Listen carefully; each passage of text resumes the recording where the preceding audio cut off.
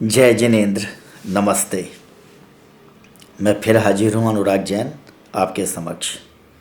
मुझे कुछ phone call भी मिली हैं, उसका ज़िक्र भी मैं आज आपसे करूँगा, उपवास के संबंध में ख़ास तौर पर।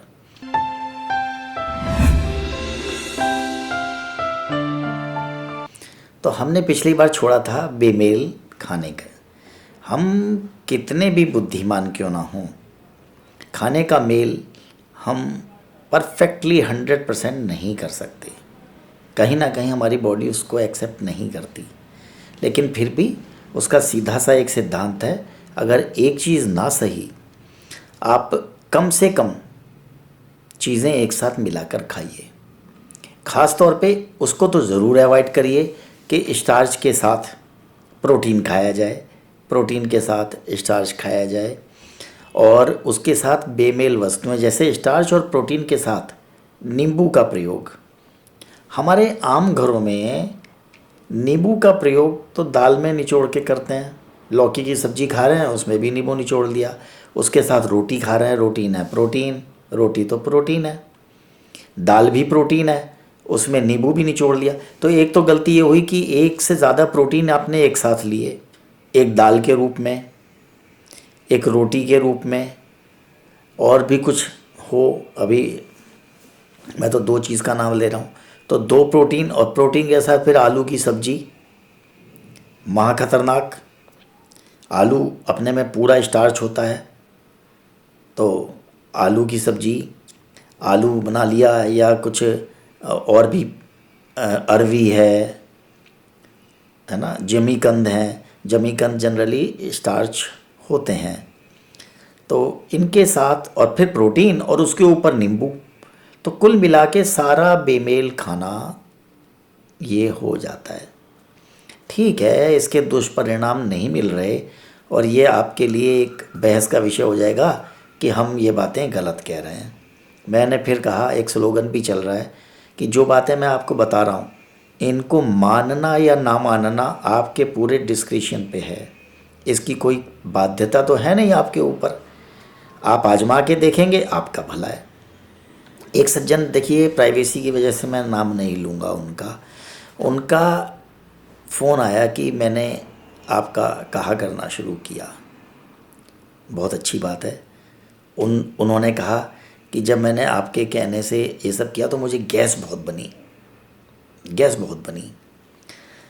तो गैस अब रहा ये कि जब हम इतने सालों के अपरंपरागत खाना जो हम खाते हैं, गलत खाना खाते हैं, वो परंपरागत खाने को छोड़ के जब इसकी तरफ आ गए, तो अब ये परंपरा में खाना नहीं रहा। आज नेचुरोपैथी का खाना या नेचर का खाना, जो ईश्वर का दिया खाना है, जो जो कास्ट वास्तव में परंपरा होनी चाहिए, अब वो परंपरा में नहीं रहा। तो अब क्या हुआ कि जो हमारी आंतों में चारों तरफ एक लेयर जमा थी, सूख के मैल जमा था, जब हमने अंकुरित खाया उसमें होता है फाइबर ज़्यादा। अब फाइबर तो हम खा ही नहीं रहे, हमने खाना बनाने में नष्ट कर दिए फाइबर। तलने में, भूनने में, बनाने में, प्रोसेस करने में, पिसाने में हमने फाइबर को, अधिकतर फाइबर को नष्ट कर दिया था। तो जब हमने खाने में नष्ट कर दिया था, तो जैसे मैदा है, मैदे में फाइबर नहीं होता। देखिए, मैदे में और आटे में क्या फ़र्क है बेसिकली। मैदे में गेहूं का कण, जिससे नया गेहूं बनता, प्लस उसका छिलका निकाल दिया जाता है, वो बन जाता है मैदा, स्टार्च। अब वो जो छिलका होता है उसकी अपने में कोई न्यूट्रिशन वैल्यू नहीं होती, न्यूट्रिशियस वैल्यू उसकी कुछ भी नहीं है, उसमें कुछ नहीं होता। वो हम ऐसा का ऐसा फाइबर लेते हैं और ऐसा का ऐसा निकल जाता है। हमें अलग से उसकी भूसी, क्या कहते हैं, इसबगोल की भूसी नहीं लेनी पड़ती अगर आप चोकर की रोटी खाएंगे। इसीलिए आपने देखा होगा एक फैशन चला था बीच में, होल व्हीट, पूरा अपने उसमें चोकर भी होगा, सूजी भी होगी, और स्टार्च भी होगा, इस तरह का आटा, वो सुपाच्य रहता है। अब क्या है कि आपने जो थैलियों का आटा आ रहा है, इसमें जनरली इन दो चीज़ों का अभाव रहता है। तो ये हमारे पेट में ये मैदा की तरह काम करती हैं और हमारे पेट में जमना शुरू कर देती हैं। लई आप बनाते हैं मैदा की बनाते हैं ना, आटे गेहूं के आटे की तो नहीं बनाते ना। तो ये इन चीज़ों में लेस यानी चिपकने की प्रवृत्ति होती है स्टार्च में। तो स्टार्च में जो चिपकने की प्रवृत्ति है उसकी वजह से ये आंतों में चिपक गई, सूख के पेट की गर्मी से कड़ी पड़ गई और आंतों ने अपनी एफिशिएंसी खो दी। आंतों की एफिशिएंसी रह गई घटते घटते घटते घटते 10%। यानी अब आपको अगर 10 कैलोरी चाहिए तो आपको मान लीजिए 1 किलो खाना पड़ रहा है, आधा किलो खाना पड़ रहा है। तो अगर अब आपकी आंतें साफ़ होंगी तो आपको बहुत कम खाना पड़ेगा। हो सकता है 10वां भाग ही खाना पड़े, 5वां भाग ही खाना पड़े या 20वां भाग खाना पड़े जो आप अब तक लेते आए हैं खाना। इतना फ़र्क पड़ जाता है। तो अब हमने उनको कहा अंकुरित खाइए, उन्होंने अंकुरित मूंग की और उस पर नींबू निचोड़ा, थोड़ा सा नमक भी डाल लिया स्वाद के लिए ताकि खा सकें, और उन्होंने खाना शुरू कर दिया। उन्होंने खाया तो क्या कि आज मुझे गैस बहुत बनी। अब आप एक दूसरा उदाहरण लीजिए, आपने कुछ लकड़ी लेके कहीं जलाई, ऊपर से राख आ गई, अंदर शोले अभी बाकी हैं। आपने सोचा ये ठंडी हो गई राख, जब आपने उसको हाथ मारा तो अंदर से वो गरम गरम और एक वायु निकल के और धूल राख की हवा में उछल गई। तो जब हम अंकुरित खाते हैं और इसमें फाइबर होता है तो ये आंतों से रगड़ के चलता है और आंतों को साफ करता हुआ चलता है। अब आंतें साफ करने का ये टाइम आ रहा है। इसमें लग सकता है 1 दिन, 3 दिन, 10 दिन, 15 दिन, जितने भी लगें, जितना जैसे आप करेंगे, जैसे आपका चलेगा उस हिसाब से ये टाइम लगाएगा। जब ये फाइबर उस जमा मैल को, क्योंकि इसमें नेचुरल पानी होता है, अपना पानी उस मैल को देता है जो जमा हुआ है आंतों पे, और आंतों का संकुचन उस मैल को वहाँ से उघाड़ देता है। ऐसे जैसे कि आपने कोंचा मार दिया हो एक राख, दबे हुए राख के ढेर में जिसके अंदर अभी शोले बाकी हैं, तो वहाँ से गैस निकलती है जो आपको परेशान कर सकती है। लेकिन ये उपद्रव जो आते हैं ये टेम्परेरी होते हैं, इनसे घबराना नहीं चाहिए।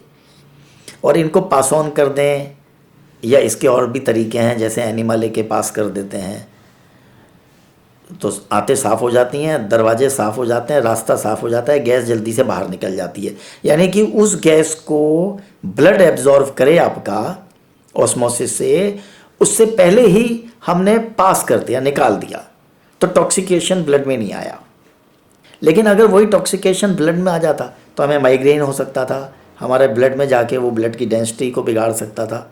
लेकिन ये जो चीज़ें आती हैं ये टेम्परेरी होती हैं और इनसे कोई ज़्यादा नुकसान नहीं होता शरीर का। 1 या 2 या 3 दिन आपको तकलीफ़ ज़रूर होती है, उस तकलीफ़ से बचने के लिए ये तरीके हैं। तो मुझे बहुत अच्छा लगा, किसी कारण से मैं उनका नाम नहीं दे रहा आपको, ये एक थोड़ा सा बात होती है। अगर आप कहेंगे कि कल आपने कुछ मेरे से पूछा और आप कहेंगे कि हाँ आप मेरा नाम ले सकते हैं, तो मैं ज़रूर आपका नाम ले लूँगा, बाकी नहीं, प्राइवेसी होती है हर आदमी की।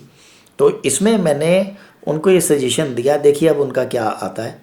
तो इन चीज़ों से नहीं घबराना चाहिए। जब हम एक इतने सालों की पड़ी हुई आदतों को चेंज करते हैं तो आपकी आंतें भी कुलबुलाएंगी, आपका मन भी भागेगा, खाने की तरफ को भागेगा, आप सोचेंगे कि मैं ये खा लूँ, थोड़ा सा मन। तो दूसरा, अगर आप ये सारे काम करते हैं तो इसको अंदर से श्रद्धापूर्वक और मन से कीजिए। श्रद्धा चाहे मेरे ऊपर रखिए या ईश्वर के ऊपर रखिए, ईश्वर यानी प्रकृति, और पक्का मानिए कि प्रकृति ने आपको जिस हिसाब से बनाया था आप केवल उस ओर लौट रहे हैं। आप कोई प्रकृति पे एहसान नहीं कर रहे, अपने ऊपर कर रहे हैं। आप अपने ऊपर एहसान कर रहे हैं। जैसे एक बच्चे को स्कूल भेजा जाता है, शुरू में वो रोता है, कलपता है, बस में तब बैठता है, दूर तक बाय बाय टाटा करता जाता है, शाम को उसको ये रहता है कि मैं जल्दी से जल्दी घर पहुंचूं। उसको आदत डालनी पड़ती है स्कूल जाने की। और अब हालत ये है लॉकडाउन में वो बच्चे ही याद करते हैं कि अरे स्कूल कब खुलेंगे, कितना मज़ा आता था स्कूल जाते थे। तो यही हाल आपका होना है। इन सज्जन ने जिन्होंने ये ट्रीटमेंट शुरू कर दिया है और अंकुरित लिया और इनको गैस बनी है, आदत डालने में 3 दिन, 5 दिन, 1 महीना, 2 महीना, 4 महीना, 6 महीने लग सकते हैं। लेकिन जैसे जैसे ये इसके हैबिचुअल होते जाएंगे, इनको नैसर्गिक खाने में एक आनंद की अनुभूति होगी।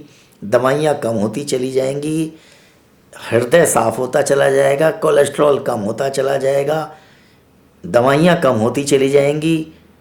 फॉरेन मटेरियल के रूप में ये जो केमिकल आप अपने शरीर के अंदर डाल रहे थे, ये कम होते चले जाएंगे। किसी किसी का खर्चा भी बचेगा। किसी किसी का मतलब, कई लोग तो ऐसे हैं करोड़पति हैं भाई, उनको 1 लाख खर्च हो जाए या 10,000 खर्च हो जाए दवाइयों पे, कोई फ़र्क नहीं पड़ता। बहुत से लोग ऐसे हैं जिनकी आमदनी 10,000 होगी, अगर उनका 1,000 रुपया, 500 रुपया दवाइयों पे जा रहा होगा, उनके लिए कितना बड़ा अमाउंट होगा। एक 10,000 रुपये कमाने वाला 500 रुपये डॉक्टर को दे के आए, फिर दवाइयाँ भी लेके आए, फिर और भी चीज़ें भुगते, यानी 2,000 यानी 20% अपने बजट का एक हल्का सा जुकाम होने पे वो डॉक्टर को भेंट चढ़ा दे, उसके लिए कितना भारी होता है ये इमेजिन भी नहीं कर सकते। और पैसे की ऐंठ में कि अगर आप करोड़पति हैं और आप सोचें कि मैं तो दवाइयाँ झेल लूँगा, तो ये खुदाई मालिक है। शरीर के मामले में पैसा साथ नहीं देता। मृत्यु अमीर को भी आती है, गरीब को भी आती है। अगर आप प्रकृति के अगेंस्ट काम करेंगे, उतना ही पनिशमेंट गरीब को मिलेगा और उतना ही पनिशमेंट अमीर को मिलेगा। हम जनरली बिना पढ़े लिखे लोगों को कभी सजेशन नहीं देते, बिना सेंस वाले लोगों को कभी भी। हम, जब मेरे पास कोई आता है, मैं शुरू की 1 या 2 विज़िट में ये देख लेता हूँ इस बंदे में कितना सेंस और कितनी श्रद्धा है, उसके बाद ही उसको कंटिन्यू करता हूँ। एक बंदे के एक्सीडेंट में पैर कट गए, उन्होंने दूध और कुछ ऐसी चीज़ें लेनी शुरू करी जो पस बनाती हैं। उन्होंने मुझे देखने के लिए बुलाया था, तो मैंने उनसे कहा कि भाई देख कर कि तुम पस से परेशान हो, पस बहुत आ रहा था, ये तो मृत्यु की तरफ बढ़ रहा है बंदा। तो मैंने उसको कहा कि तुम तो गांव के हो, गांव का था वो, तुम तो गांव के हो, उन दिनों पालक और गाजर बहुत आ रही थी। तो मैंने कहा एक काम कर भाई, सुबह शाम दोपहर पालक और गाजर, चाहे तो टमाटर भी ले लो, इन सब का जूस ले लिया करो। कहता था क्यों? शहर वालों के लिए, अमीरों के लिए बढ़िया बढ़िया दवाइयाँ और हमारे लिए ये घास फूस। मैं चुप हो गया और जो मुझे लेके गए थे सज्जन, उनके साथ चुपचाप बाहर निकल गया। मैंने कहा भाई ये नहीं बचेंगे। और दुखद सूचना कुछ दिनों बाद मिली, पस पड़ गया था बॉडी में और नहीं कंट्रोल हुआ दवाइयों से, क्योंकि साथ में वो दूध और कुछ ऐसी चीज़ें मैदे की ले रहे थे कि पस तो बनना ही बनना था। बॉडी एक टाइम पे आके साथ छोड़ देती है। तो खैर चलो, हमें भी अफसोस हुआ। हालांकि आज भी वो घटना मुझे याद है और मैं कई बार महसूस करता हूँ नहीं मुझे उसे समझाना चाहिए था। लेकिन होता क्या है कि अगर इस तरह के लोगों को हम समझाने के लिए अपना पूरा पूरा दिन ख़राब करते थे तो कुछ लेते तो थे नहीं, और ऊपर से अपना कॉन्फिडेंस भी ख़त्म होता था उनकी बहसें सुन सुन के। तो मैंने लिहाजा ऐसा नहीं किया था। तो कहने का मतलब हम ये देख लेते हैं कि कौन प्राकृतिक चिकित्सा के काबिल है और कौन नहीं है। अगर कोई बिल्कुल भी 1% भी इधर की तरफ ध्यान नहीं दे रहा तो क्या ज़रूरत है। ठीक है, एलोपैथी भी अपनी जगह है, आयुर्वेदिक अपनी जगह है और वो भी इलाज करते हैं। एंटीबायोटिक उनमें भी अच्छी अच्छी उनके पास है और उनसे भी इलाज हो जाता है। और जिसको वो इलाज समझते हैं तो वहाँ जाएं, करें। और जो इस वे में आए हैं तो वो इस तरीके से इलाज करें। जर्म्स दोनों तरीके से हटाए जा सकते हैं। एक कि वहाँ पे कूड़ा ना हो कि जिस पे जर्म्स आए, एक कूड़ा तो पैदा करो और उसके ऊपर एंटीबायोटिक डाल दो, ये चूना डाल दो और जर्म्स को दबाए रखो। ये आपके ऊपर है कि आप कौन सी चिकित्सा पद्धति अपनाते हैं। मेरे ख्याल से उन भाई को अपना जवाब मिल गया होगा जो है। उनको मैंने भी बता दिया था कि कुछ दिन तो उनको सहन करना पड़ सकता है, लेकिन इस सहन करने में एक बात होती है, पहले दिन जितना इंटेंसिटी महसूस होती है दर्द की, उपद्रव की, अगले दिन उससे कम होती है। मैं आपको बताऊंगा कि बेमेल खाना और खाने के साथ ये नींबू का प्रयोग, खट्टी चीज़ों का, यानी बेमेल खाना कितना ज़्यादा हमारी बॉडी को डैमेज करता है। अधिकतर स्किन डिसीज़ हमारे बेमेल खाने की वजह से ही पैदा होती हैं। हकीकत जानिए, स्किन डिसीज़ अपने में कोई डिसीज़ नहीं है। जो बेमेल खाने से सीक्रेशन पैदा होता है, लिक्विड पैदा होते हैं, जिनको बॉडी बाहर नहीं निकाल पाती, कैपेसिटी से ज़्यादा होते हैं, वो आपकी स्किन से निकलने की कोशिश करते हैं एक्जिमा के रूप में, एलर्जी के रूप में, और वो एक बीमारी बनके, जिसको हम एक बीमारी समझते हैं, वो बीमारी बनके हमारे सामने आता है। जबकि आप विश्वास ही नहीं करेंगे, मात्र हमारे शरीर का ये एक प्रयास होता है कि वो उन बीमारियों को आपके शरीर से बाहर निकाले। आज हम यहीं स्टॉप करते हैं। और मेरे को कहने को तो बहुत मन में होता है, लेकिन थोड़ा सा डर ये होता है कि एपिसोड बहुत लंबा हो जाएगा और फिर उपयोगी नहीं रहेगा, आपके भी नहीं, किसी के भी नहीं। तो इसलिए हम आज यहीं विराम देते हैं बात को। और अगर आपको कुछ पूछना हो तो ज़रूर पूछिएगा, उसका भी जवाब मैं दूंगा। नमस्ते।